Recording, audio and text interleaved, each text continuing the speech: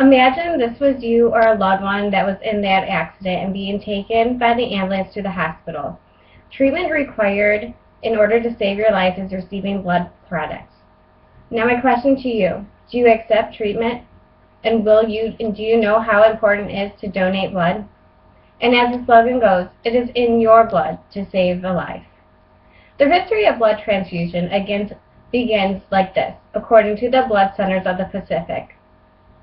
The first successful transfusion was accomplished in 1818, but due to the lack of knowledge and research, it was followed by many failed transfusions.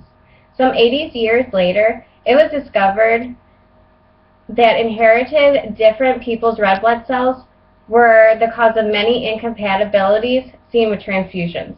With this, 4 blood types were identified: blood type A, B, and O. This discovery revolutionized hematology and led the way for successful transfusions.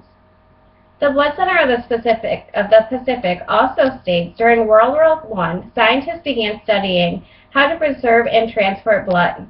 But it wasn't until World War II that the development of effective preservative solutions made blood transfusions widely and safely available. Since then, many more advances have been made. Now, according to the American Red Cross, every 2 seconds someone in the U.S. needs blood. More than 41,000 blood donations are needed every day.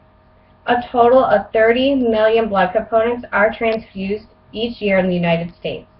And one single car accident victim can require as many as 10 pints of blood.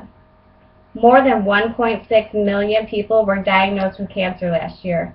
Many of them will need blood products, sometimes daily during their chemotherapy treatments. And sadly, although estimated 38% of the U.S. population is eligible to give blood, only 10% actually do. Now, the blood donation is very simple. It's a 4-step process. You can find blood donation centers through your local Red Cross, hospitals, churches, and throughout the newspaper. The 4-step process consists of registration, a mini physical that requires a short medical history, and your vitals will be obtained. The actual donation process only takes 10 to 12 minutes, and you will donate roughly between 1 pint of your blood.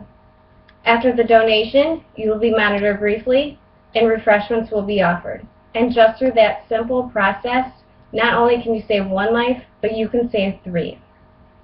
A story from Fox 42 KPTM. At 4 months old, Elsie Rich had a hole in her heart.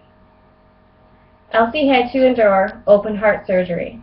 This hole affected both chambers of her heart, top and bottom. Elsie would need to be placed on ECMO and would need blood donations in order to save her life.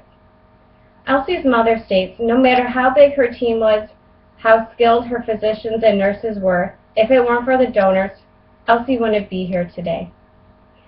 So after hearing all of this, I ask you again, will you donate?